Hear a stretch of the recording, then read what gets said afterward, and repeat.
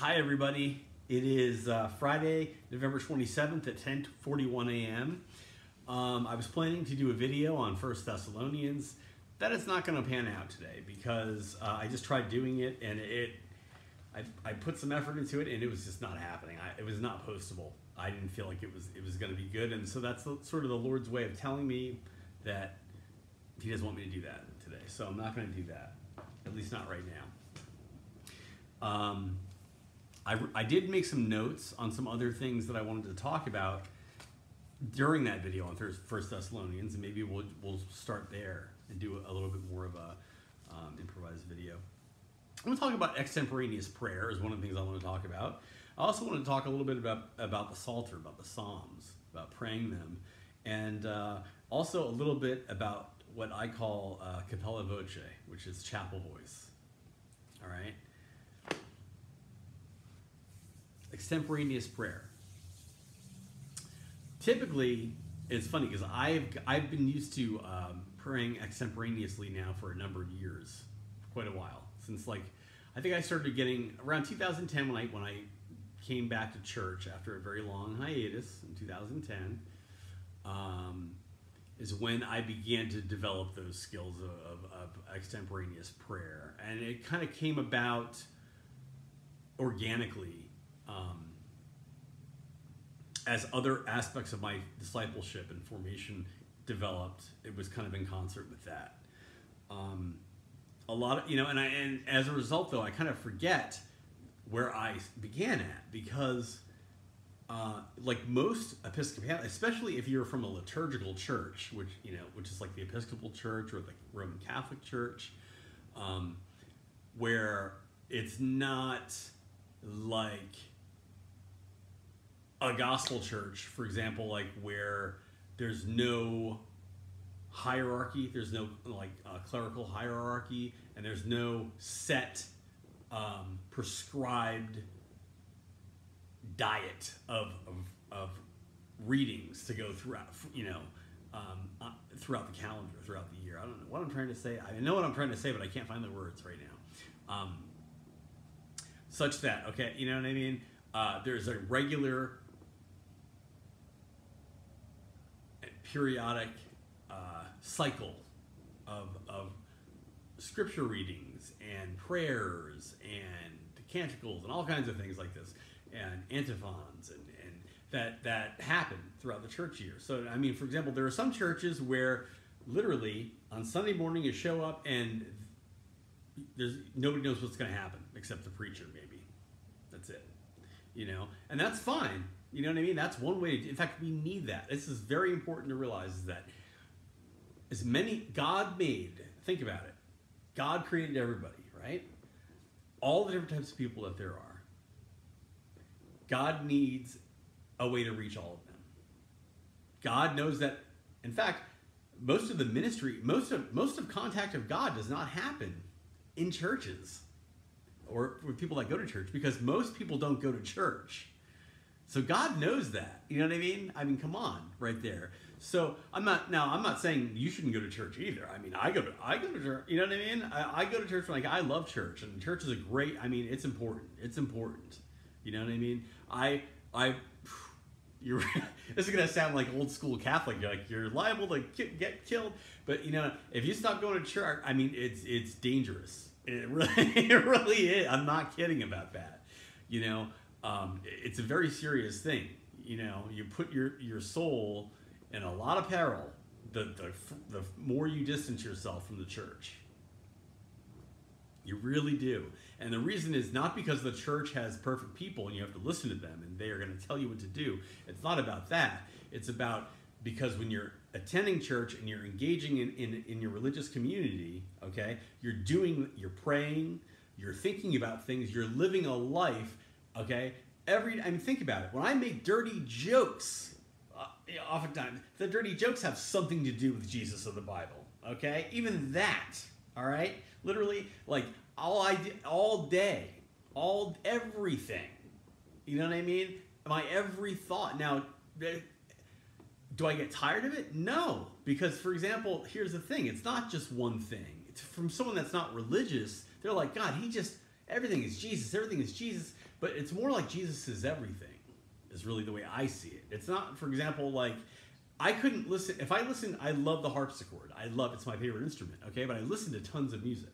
Now, here's a comparison. This is very interesting to note. And we'll get back to extemporaneous prayer because this all ties into that. And that's exactly the point I'm trying to make right now, actually, is that Jesus ties into all this. So with harpsichord music, though, I love the harpsichord, but I like other music too. I can listen to the harpsichord 24 hours a day for very long periods of time. But it's got to end at some point so I can do other stuff as well. Like, you know what I mean? It could even be like 6 months or a year where I do nothing but listen to harpsichord music. I've done that. I could do that. But the year has to come and then I move on to others. I mean, you know what I mean? For example, like, because I get tired of it at some point. I do. I need more than just the harp. And I hate saying that because I'm like, I don't want to say it. I love the harpsichord. I can never have enough. But the reality is no. I mean, like, even Rameau would have had too much harpsichord. You know, it's hard to imagine. Or Sebastian Bach would have had too many fugues. You know what I mean? Like, because you've got to take it where you have to do. And this is the king of fugues, is Bach, right? You know, but Bach had other stuff going on too. Even though it was a constant thread throughout his life, you couldn't just have 24/7 of I only write fugues. He wanted to write other types of music, and he did. You know what I mean? So now taking this back to Jesus, okay. My life, okay, my Christian faith is not like listening to harpsichord music 24 hours a day. It's more, if you want to use the music analogy, living my Christian life is just like enjoying all the music that I listen to of all types. Okay? And that analogy, Christianity is not specifically the harpsichord. Christianity and Christ is all music of every kind. Not even just Western music. So, do I ever get tired of music? No. Do I ever not want to listen to music? All the time. That's actually a difference too, because I pretty much never don't want to have Jesus in anything. I mean, Jesus is in everything.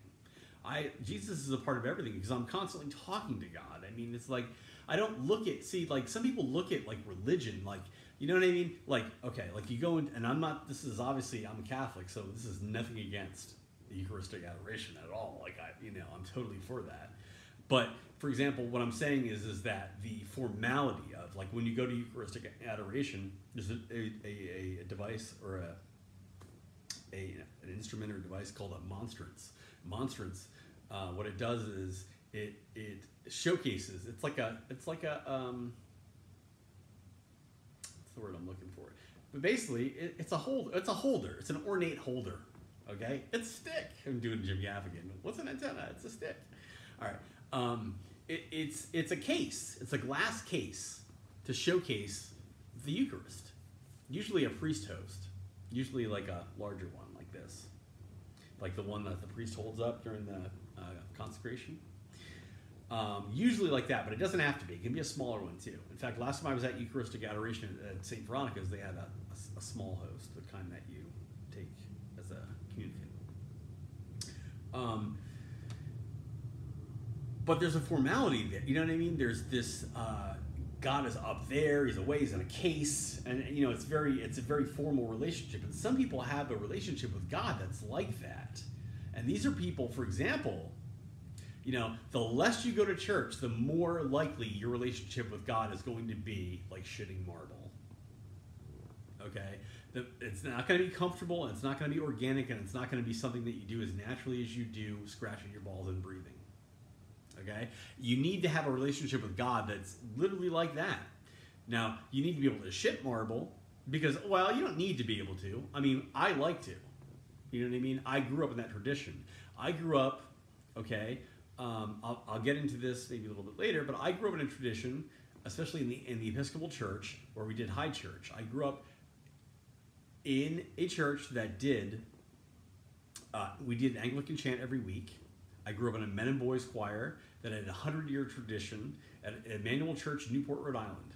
Okay, E-Power Biggs, believe it or not, this is my claim to fame of my home parish in Middletown, Newport, Rhode Island, is that E-Power Biggs' first church job after coming to the United States was at Emmanuel Church. He was the church organist there for a very short time at my church.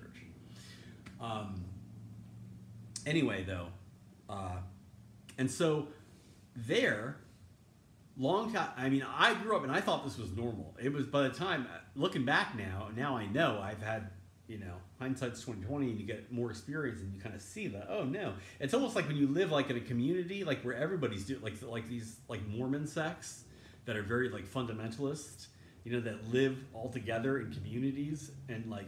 You know what I mean? You think everybody's doing it. If you grow up in that, you think everyone's doing it, and it's just normal and like whatever. And then like, or like the Amish. I mean, the Amish know that of course there's other people. It's a little bit different. But like, I grew up in that, and you don't go to other church as it typically you don't. As a kid, anyway, you don't go to other churches. Like you just know your church that you go to, and that's the way it is. And I just thought that was the way all Episcopalians did church every Sunday. And what we didn't even do Holy Eucharist. We did morning prayer as the first half of the Eucharist, and then switched liturgic. And of course, I did not know this at the time. I was too young to like know what the hell liturgy really was. I knew what it was. Like I knew like, okay, this is the liturgy, but I didn't know like I wasn't. Even though I knew. I was pretty liturgically savvy as a kid, as much as could be, but I didn't understand. There's a lot to liturgy. I mean, it can get pretty complex, man. You can get, I mean, think about it. When you go to seminary, you have a liturgics professor, okay? I mean, it's a very big deal. It's not just like nothing. I mean, people like have degrees and shit in this, and like it's a field. You know what I mean? It's a big deal. So anyway. What's I saying there? Ooh, liturgy.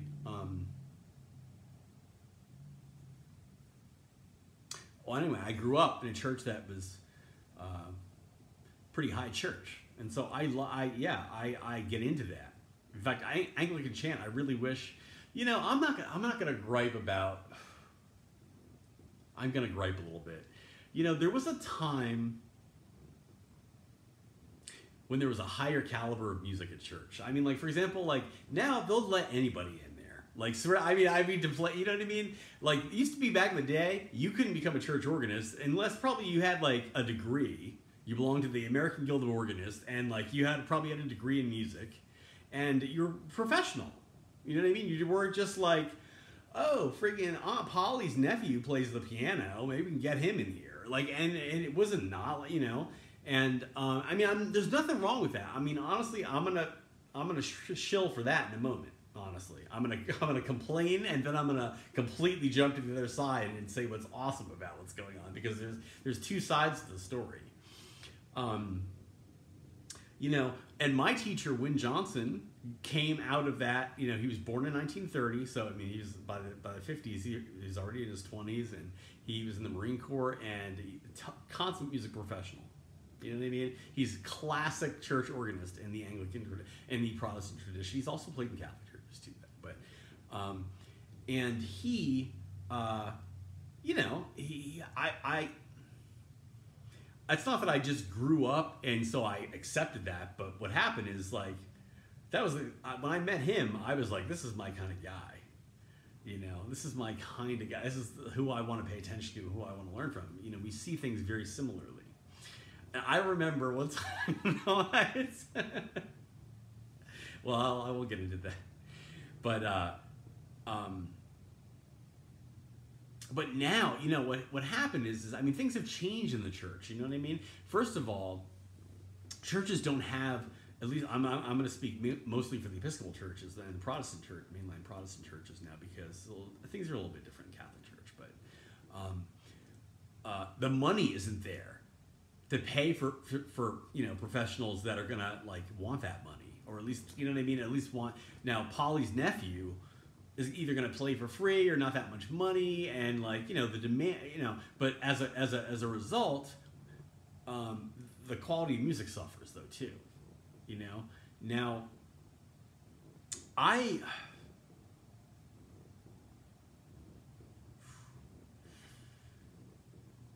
I could offer my opinions beyond that. I don't really know how much they're going to be.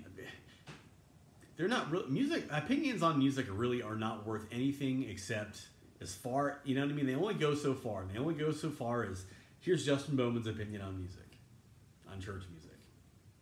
take it for what it's, you know what I mean? Beyond that, most of my life, I did not have that opinion. I was a snob about music, about church music, and I was like, there's good church music and there's bad church music and da da da.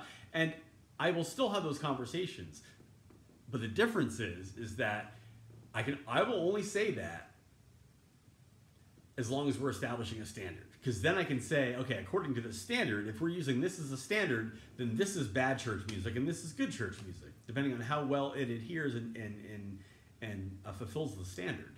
But beyond that, really, it's you can't really you can't speak objectively about that. I'd love my own personal tastes. Do I want to hear? My dad loves church music that not my thing. You know what I mean? Not my thing at all. But I love that he loves it, and I think that, like, I'm glad that he does. Honestly, like, I don't here's we're starting to get to the other side right now. Is that I think it's great because I know me. You know what I mean? I like people that I can learn from, that can inspire me, and oftentimes those people are different. You know what I mean? That's how you get inspired by people that give you a fresh look at something. And like, I already know what Palestrina looks like. I already know what Monteverde looks like. I know, these traditions, okay? But like, so I don't need my dad to reflect that. When my dad, kind of throws things in front of me that, even though I know I don't like it, like, I'm thinking of like Paul Balash is a favorite of his, right? It's not my cup of tea. But when he tells me about it, and when I kind of experience it, I sort of get an opportunity to look at my faith like a little bit differently and see his faith a little bit and kind of grow that way. Because, you know what I mean? Like, Christians, there's a lot. How can we as Christians, honestly, take any one type of art that we think that we happen to prefer and then prescribe it for all? I mean, like, come on, especially not in the church, not for Christians, no, because like it's too big. It's too big for us. We can't do that. One thing that's awesome about the Catholic Church, and people don't. Again, this is more like on a broader level of not going, staying in your own church, pretty much, which most of us do. Even those of us that are somewhat, make an effort to get out and about and see what other people are doing, still are provincial in the sense that, like, regionally in other countries, the Roman Catholic Church is it can look very different when you go to these places that, like, countries whose names that we don't even know the name of, sort of. No, I'm being serious though. But like, I know that like in Africa, like if you go to Africa, right, like the liturgy is still gonna like sort of look the same, but there's gonna be things like, for example, like the religious icons you see, and forgive me, by the way, I am very ignorant of this. I mean, so if I step on someone's, or if I sound like I'm saying something offensive, please understand that I'm not. It's just from my ignorance. So I'm speaking very, very basically here. I sound like a moron because I know I'm about to, the way I'm about to speak. So that's why I'm apologizing in advance. But like, if you go, for example, like, the places like in Africa, or like, where most or regions, I know that not all Africa is black, but the black part of Africa, I feel so stupid now because I don't really know. But what I'm trying to say is that, like, we have you see white people associate that blonde white Jesus, like, here. That's not everywhere, okay? The religious icon, if you go into areas where there's mostly black people, you see icons in the way churches are designed there that are very, very different from Roman Catholic churches here. The church has always adapted, in terms of culture to the people that it ministers to. Because think about it. I mean, it's in a way, the church is in Rome and then comes out from there. But at the same time, it's almost like the Roman Empire itself. Okay, that was vast, but like, even though it was all the Roman Empire, the people in the government of certain states and areas were the local people of that area. So the culture stayed the same. It wasn't like Roman, like everything's. I mean, certain things were Roman, like almost like having like a federal highway system or something like that, like where things are handled by the federal government, or the entire like government of the Roman Empire or whatever. But by and large, like, the feel of things maintain a certain local amount of cultural feel, because the people that, example, even though bishops can be sent anywhere in the Catholic Church, oftentimes the bishops, though, that reside there in these areas are, of course, like indigenous to that locale. It makes the most sense. It honestly does. It really does, because I'll tell you, Rome realized that when you don't have it that way, things don't go very well. You know what I mean? It was best to have the Jews be in charge of the Jews. Let's say that, for example, or jumping out of this, for example, too, police departments have realized that having in black areas, having a police force that's all white, it doesn't work well. You know what I mean? It doesn't work well, and vice versa. You know, people generally want to be policed by the ethnicities that are in those communities. It's just more. It prevents problems, believe me, and it does. And not as because it's just. Could you see how that's all bad? If not, you know what I mean? Can you see how that's like for example, if we just bring in a shitload of Italians and put those on the police force and there's no Italians in the community, what's going to happen there? You see that? Okay, it's the same sort of thing. All right. Now, so extemporaneous prayer, getting back to this all ties in. It's admittedly the long way to get there. Extemporaneous prayer, though, when I first started out with all this stuff in the church, I was not good at it. In fact, I think back now, and I remembered that this morning. I was like, wow, no, I couldn't. I did not know how. I mean, if you asked me to pray just off the cuff back in the day, like, wow, I would have froze up. I literally couldn't do it. Literally, I was like, oh, I remember. I laughed about that because I'm like, wow, because now it's so not. I can plur off the cuff all the time. I'm so used to it. You know what I mean? It's I was gonna say it's a Protestant thing, and it sort of is, though. But not all Protestants, because honestly, the most Catholic of the Protestants is probably the Episcopal Church. So most Episcopalians, depends on where you go. Depends how high church or low church they are. The more low church the church is, and even in the Catholic Church, by the same way, because there's more Pentecostal feeling Catholic churches too. I mean, they vary as well. That's another part of that local feel thing I was talking about. But the more folksy your parish is, the more likely you are to get comfortable if you engage in that parish life with praying extemporaneously. Well, who's to say what would have happened had I stayed in Rhode Island at Emmanuel? I mean, I don't know. I was back there not that long ago. I mean, like 6 years ago. But it's, so many things happened in that. I mean, we're talking like, I left there when I was 16. It's the last time I was at Emmanuel Church until I went back there in 2014. Just for a short while. So, I mean, who can say so many things have happened in that time that have been a part of my life in discipleship and everything. It's hard to really say like what would have happened had I not moved out of there. However, I will say this, that one of the things that definitely impacted substantially my spirituality was the time I spent at St. Elizabeth. I'm going to say St. Elizabeth's, because even though it is C Episcopal Church now, because the bulk of the time I attended, in fact, all of it that I attended, it was St. Elizabeth's. And even though there was a period of time where the two churches were together, St. Andrew's and St. Bruno and St. Elizabeth's, before they merged, even though there was a period of time where we were worshiping together, it was still not yet what it is now. So my memory. So I'm just going to go with that. So I'm just saying that for my church family at C. I just don't want you to, I want you to know why I continue to use the old, to refer to a different time.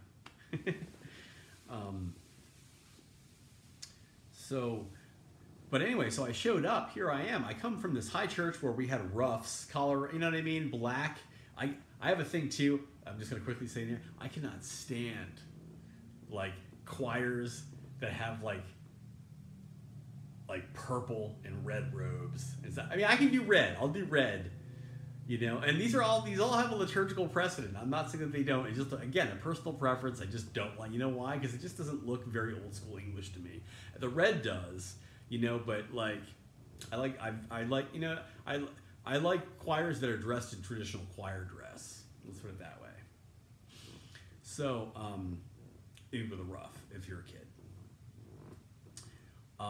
Anyway, so so I show up at C, all right. After I just said I'm calling it, and boom, the first thing that naturally came off my tongue was C. That's weird. Thank you for the Lord. What Maron. Anyway, I don't even know what. I just know that that's an Italian thing that you would say right then. I don't even know what that means. I have to look that up. Hopefully, it's something too like you shouldn't say in a video that you're doing about extemporaneous prayer. All right.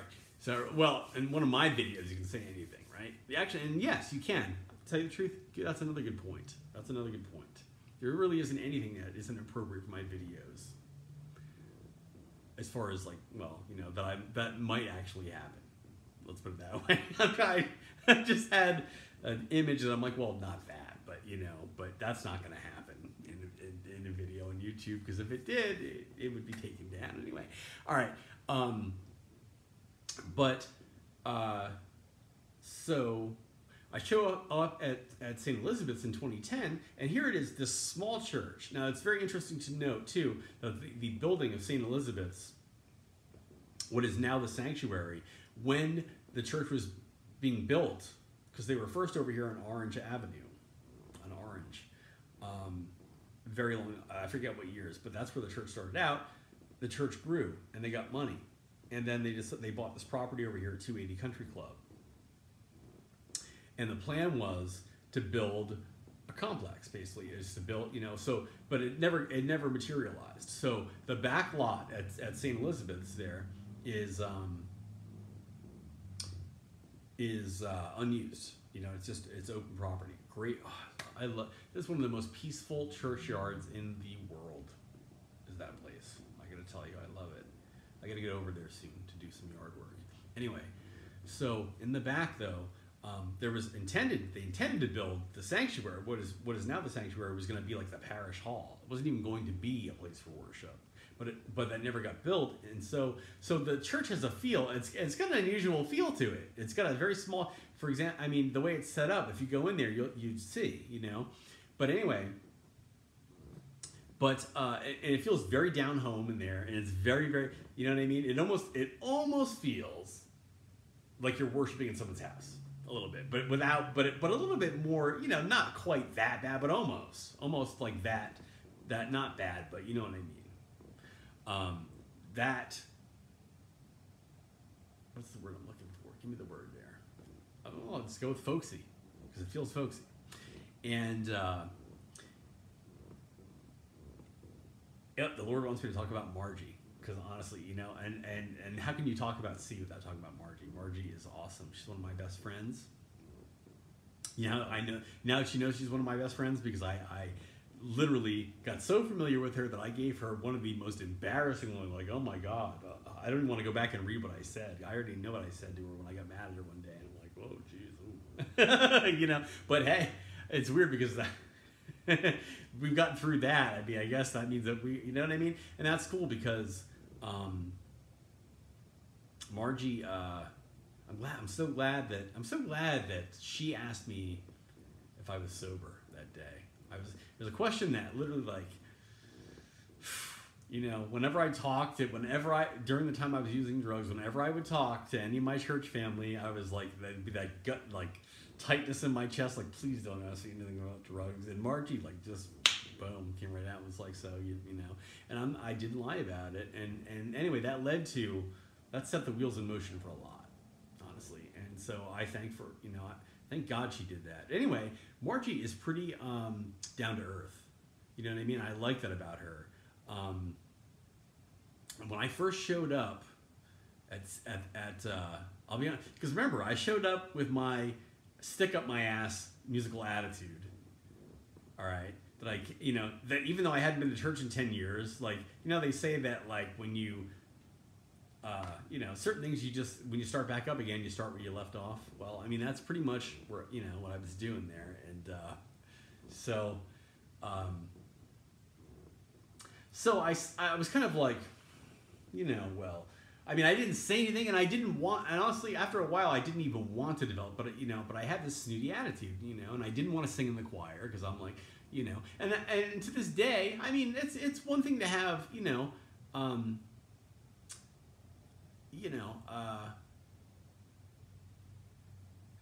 it just I don't. Ooh, God, now what I'm trying to say though is that. Oh, yeah. Oh God, you are something else to do this to me. Put me in this uncomfortable place. My Lord. All right. See, now it looks like I'm thinking bad things about or that I have some kind of, and it's not true at all. I gotta tell you, like Margie was a large part of like my spiritual transformation. I mean, you know what I mean, at that church, and she doesn't even realize that because I've never really told anybody. But in a way, like, I mean, honestly, like, Margie went from being, and I'm talking within like a year of me showing up at St. Elizabeth. So by 2011, this had already happened, where, like, I was kind of like, I used to go in there with like, oh, I love this place, but I'm not too thrilled about the music. She plays those hymns too fast, and she doesn't play the organ the way I like, and this, that, and the other. I went from like having that attitude in there, and when I first showed up, to within a year, she was my favorite person to see in service, and I was excited to see. You know what I mean? Because now at that time did I still feel the same way? I was like, here's the thing. I don't know exactly. I can't tell you exactly how I felt about music at that point but what I can tell you is that was no longer my focus when I thought of her. Is that my focus was that, like, I'm excited to see Margie the person, like what she means, everything, including like her personality, her music, her thoughts on things, like, and that's, first of all, I mean, I realized the importance of that because first of all, I had never done that, and this does tie into extemporaneous prayer too. Again, it's the longer way. I had never, the way I grew up, and it's hard because it's true, I'm going to say this. Debbie once said that, that basically it's hard to sometimes, and it's true, when you're up on the altar, it's hard to be in a prayerful place because you're worried so much about logistics. You have to. And sometimes you have to be in a more practical, place than you would be, than you can be, than you're allowed to be when you're in the pew. And it's not always that way. It ebbs and flows. I've experienced both on the altar, but of necessity, you have to be, you've got to be concerned with things that you are not at all having to be concerned with because you are not making them happen in the same way when you are in the congregation. So for much of my life, I was very much concerned with pragmatic or the logistics of worship because I was involved from a very young age in the logistics of worship as a chorister and as an altar boy or as an altar server. So you tend to look at church, from that view. Even when I go hang out with my friend Kyle Medeiros up at the choir loft, we always talk shop. You know what I mean? All that we call it talking shop. It always has to do. I mean, it's the internal business, the internal people that are in church. You know what I mean? Like when you talk shop, it's like any other field, like where you just kind of and so you tend to take this view of church that is very it can be too focused on liturgy sometimes. You know what I mean? It's like I was laughing today because something came to Mass, and I don't know. Now, Father Driscoll's never been guilty of this before. In fact, I don't remember the last time I saw this ever. But like, it's the. And in fact, I was wondering, are there priests that actually do this? And I almost bust out laughing during Mass because I'm glad I didn't. I didn't want to be one of those people that, you know what I mean? That would have been terrible. Everyone would have been like, and like do that fake cough where you're like, no. But like the stole on top of the chasuble. I mean, like, which you're not supposed to. I mean, that is like, you know what I mean? But then I was like, is Jesus gonna? No. But these are the kinds of things that we, as humans, like will like sit there and make a very big deal out of because really it should be underneath. I mean, like, why would you put it? I've never seen that, but I've heard people do that. I think I would be like, oh, blown. See what I mean? There you go. I'm sitting here going, I would be beside myself if I saw a clergyman, excuse me, I'm Catholic now. No need to say clergy person.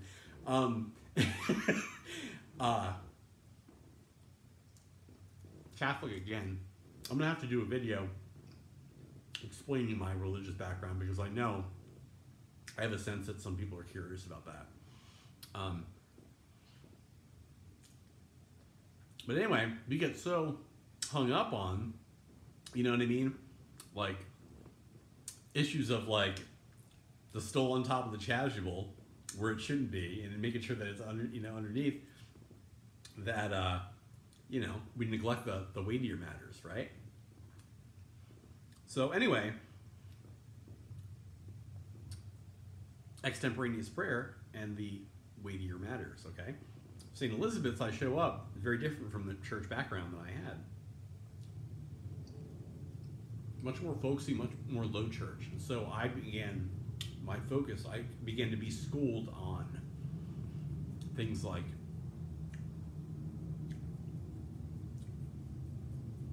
I was going to say extemporaneous prayer, but like I didn't really get schooled on that. What I did is I had a lot of exposure to it.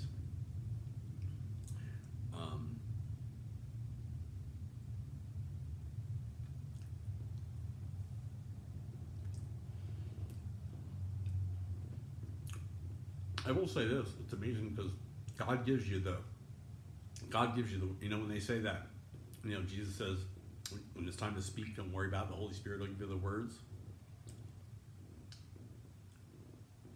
Or make sure that they don't come in the case of Maximilian Robespierre.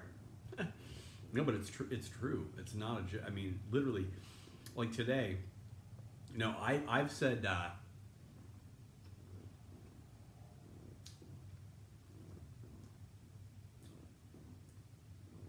I've had moments of exceptional elegance surrounded by eloquence. Sorry, I've had moments of exceptional eloquence surrounded by, like I'm talking about, like islands of eloquence, having to do with certain things, surrounded by relatively not particularly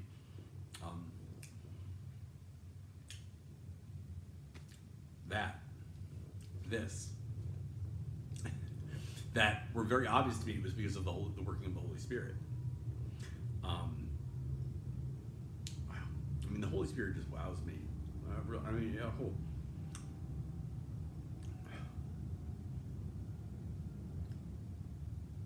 I'm left speechless sometimes. Like right now, it's like I can't put into words everything that I wanted to communicate right there. It literally is like wow.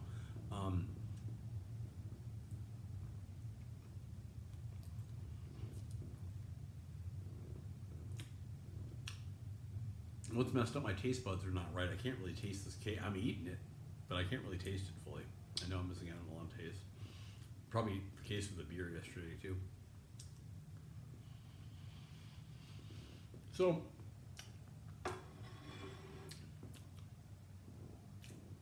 first part of my life, before St. Elizabeth's, was a focus on memorize. Let's just go with the analogy of using pre-written prayers in liturgy, okay? That first part of my life, my church life,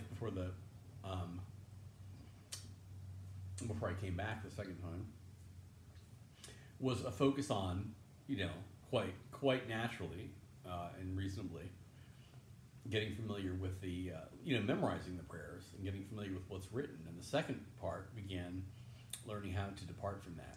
Not to depart from it as in forget it, but as in okay, you got that in hand now. Now you need to learn how to sort of, pray off the script. And that's very important. And it's easy to do. It's funny because we can all do it. And the weird thing about extemporaneous prayer is that we speak off the cuff all day.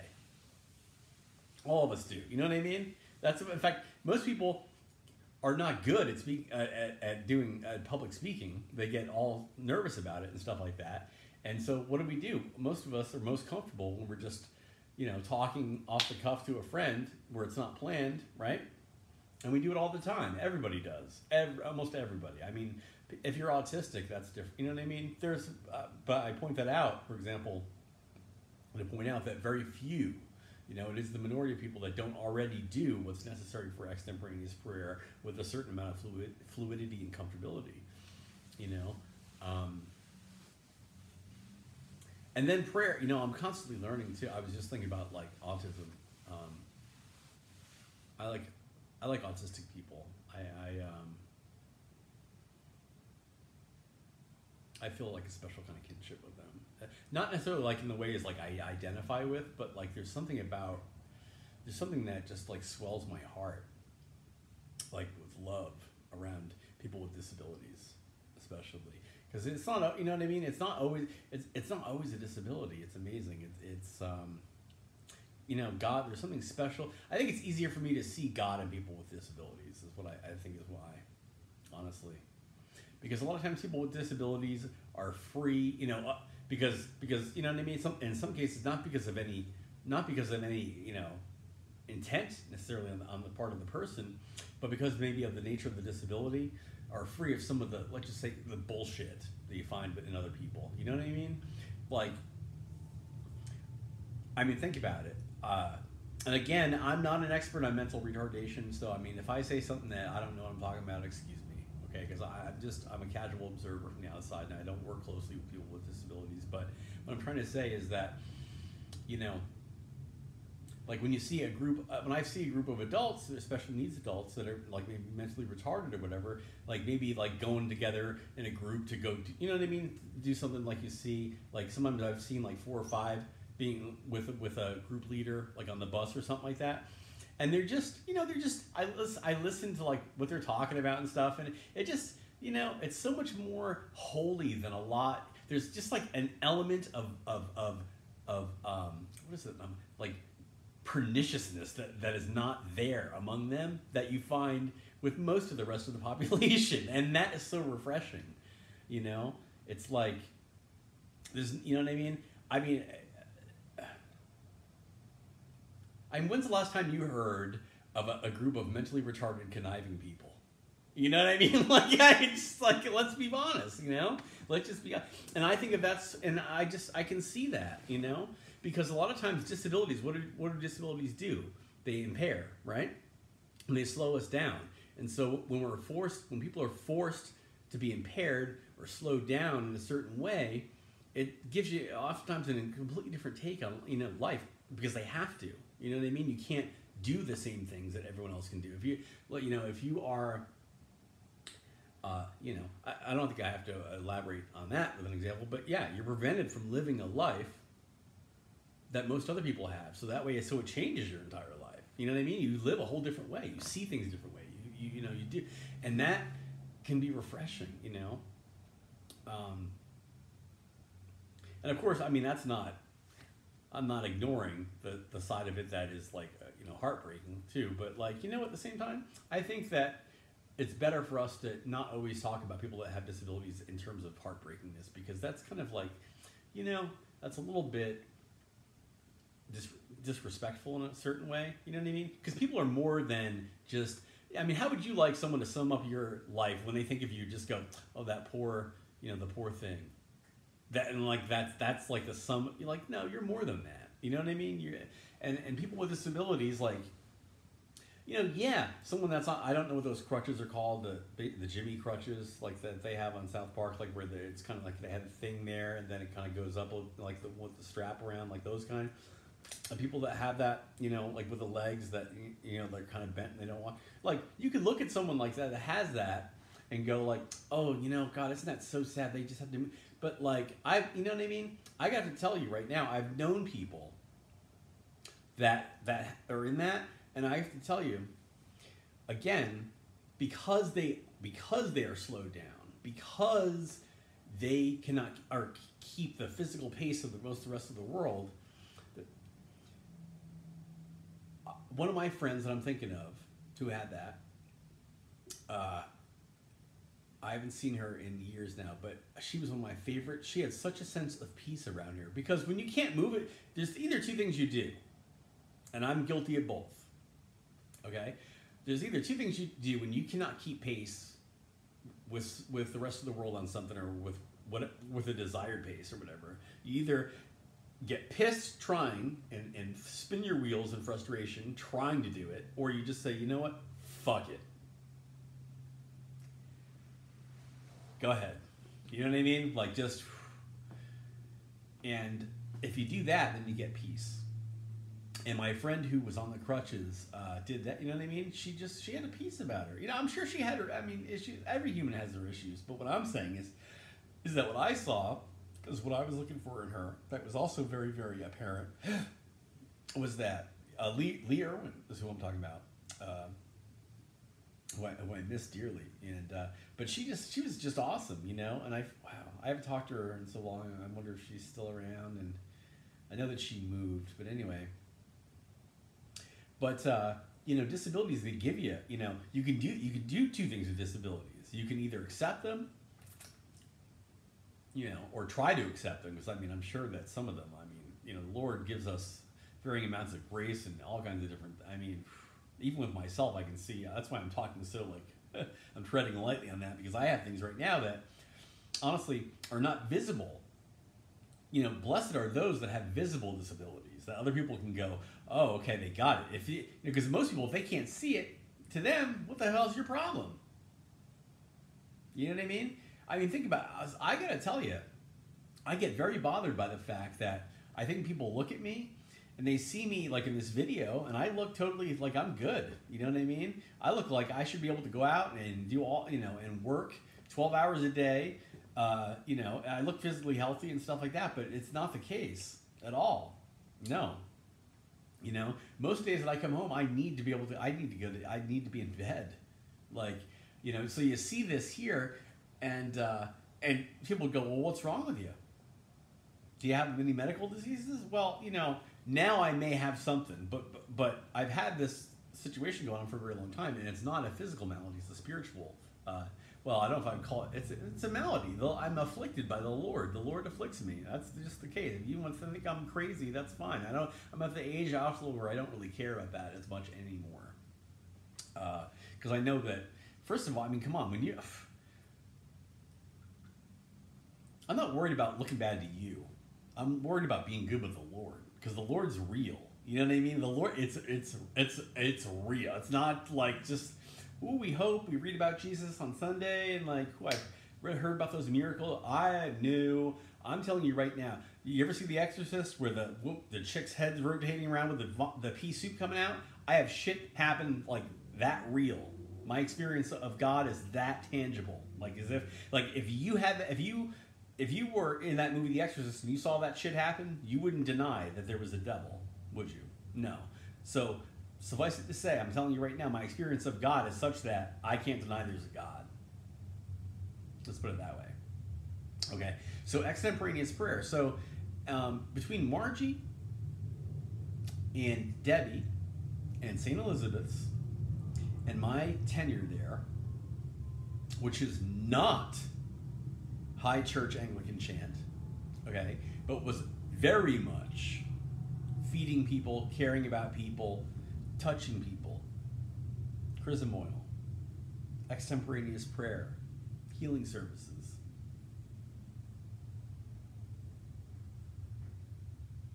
People's birthdays. Bare feet on the altar, occasionally, on Tuesday night services. I'll never forget that, Debbie. Thank you very much, by the way. Because I came from a background that, unfortunately, see, the danger of too much shitting too much marble and only marble is that you do silly things like, you know, I never did this. I just want you to know. It's so important to me too to know that people are like, don't worry, Debbie, I didn't. Debbie knows, but I feel like I don't want her. I don't even want, you know. But the thing is, you know, I come from a tradition where like they would propose something like that, like somebody having like a priest on the altar in bare feet, and that would have been objectionable to somebody, you know. And it still is. I mean, there are people that like, oh, you know. I mean, you got to be kidding me. You have to be kidding me. See, this is the kinds of things that like people. This is the kind of thing that ceremony and liturgy have become,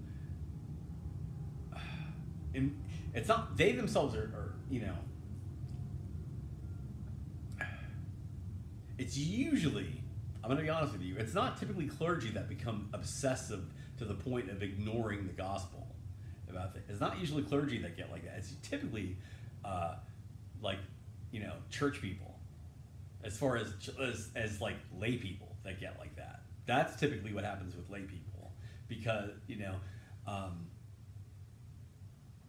they get obsessive about details of the mass, you know what I mean, or this, that, or like it was a lavabo bowl on the right side, and like, I mean, that kind of, you know, and that's great. I mean, the thing is, there's nothing wrong with being very attentive to those things, but they are not, at the end of the day, you know what I mean? It makes me think of William H. Macy. It's a very bad example because I don't agree with what he's saying. Well, maybe I do. I don't know. In Mr. Holland's Opus, and he's a school administrator. He's like, when I'm forced to choose between math and reading, or math and reading and music, I'm sorry, I have to give the cut to music. You know, it's the thing is that, like, you know, when the chips are down, like, you need to know when to, like, say, wait a minute, hold on, this is very not important compared to love. You know what I mean? The business of the gospel is always like, that's it. You have to master that. You have to focus on that, and then, you know, now in life, of course, things are done concurrently. I mean, you know, we very rarely, all things considered, we literally just focus only and do. You know what I mean? When you're cooking dinner, right?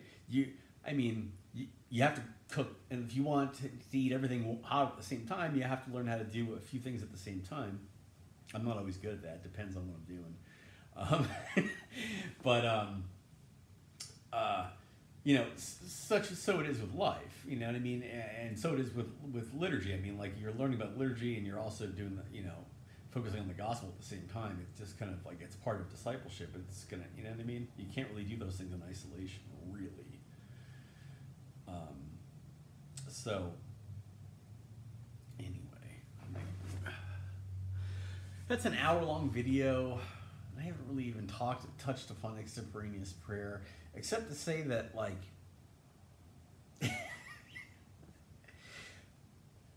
oh, yeah, actually, yeah, I have. Here we go. Okay, so we're all very good at just talking off the cuff with our friends, but yet we freeze when it comes to prayer and think we can't do it. Well, it's the same exact thing. It really is, but yet, for some reason, I remember too. Like, if you ask me, like, say a blessing for so-and-so's dog, I've been like, ugh. But if a friend had asked me, like, what do you think about so-and-so's dog? Like, what would you like to see happen with that dog? Most of us would be like, and speak right off the cuff. Like, well, you know, she's a beautiful dog, you know, and I hope that she's around with so-and-so, you know, for, like, a long time, and that they can do lots of things together, and you know, and you might not, I mean, that would be, you know what I mean? Most people are not going to go on and on about it. Now, I admit that. Okay, so it takes a little bit of skill. Prayer, extemporaneous prayer is somewhat of a skill too, because you are speaking a little, sometimes about, that's a perfect example, about a dog, you know, because most people, because you need to learn how to, like, you're right, like, what are you going to say about that dog? You know, that's a skill a little bit, but in essence, you already have, it's the same sort of thing, because talking with God is literally just the way I'm talking with you right now. This is how I pray a lot of times too. You know, because prayer is communication with God. And prayer, interestingly enough, God told me this, and I think I might have known this at some time, but I forget it. And I'm very interested in it, but I'm also very scared of it too, a little bit. And the thing is that prayer really, words are like a crutch for prayer. Imagine that. Okay? Like, when the most direct connection with God, okay, the most plugged in you can be is not even verbal. It's not even verbal. And, like, I'm nervous about this. I do this kind of prayer, but I'm always like, but what if I need to say something about it? I need to have the words too. You know what I mean? Like, I happened to be the other day. I had a wonderful, you know, like, for example, I'm learning to pray. I feel like I have this is my prayer list, a list of people that I pray for, okay? And, you know, for a while, like, I felt like I needed to say their name and I needed to say something about them. Like, even if I don't say it out loud, I gotta say it in my mind. Like, you know, like Joe Schmo, okay, I'm praying for his sobriety. I hope he gets sober, and then he da da da da da. And if I didn't do that, I felt like I wasn't praying for them, because I mean, like, you know, because we're humans, and we have that sort of, like, you know what I mean? We need to feel like we've done something. Words help us, you know. In addition to serving as guides in prayer to help us get somewhere, they also kind of show us that we've done something. You know what I mean? Unfortunately, because, you know, the prayers that we memorize are to sort of kind of serve as templates for, you know, to teach us how to pray. They're not supposed to be the only prayers that we do. They're just supposed to, you know, like, here, you need, okay, we need to pray, so, like, we're together, we're in corporate worship, we need to say something, like, something needs to be said. That's so we do that, but it's a weak, believe it or not, it's a I'm trying to think of, like, it's not the most plugged in, streamlined way of connecting with the divine. It's just it's to help us get there.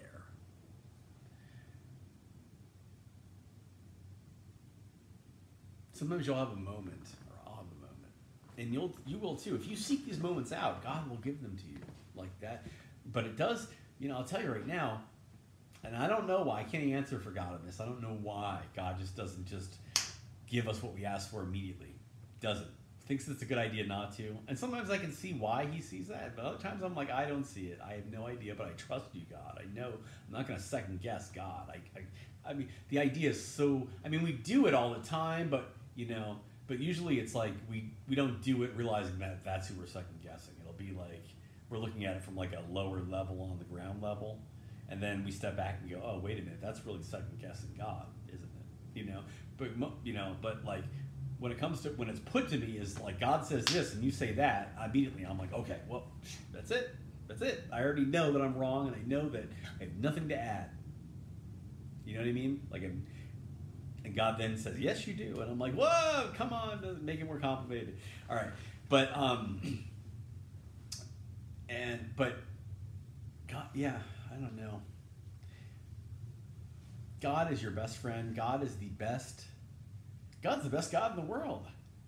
God's the only God in the world. I mean, God is amazing. May you find God. May you seek him. May you find him. May you love him, because you're going to find out that he's what you needed all along. He's what you had all along. He's what you needed, and he's what you need. God bless you all. And let's pray Hail Mary on the way out, okay? Hail Mary, full of grace, the Lord is with thee. Blessed art thou among women, and blessed is the fruit of thy womb, Jesus. Holy Mary, Mother of God, pray for us sinners now and at the hour of our death. Amen.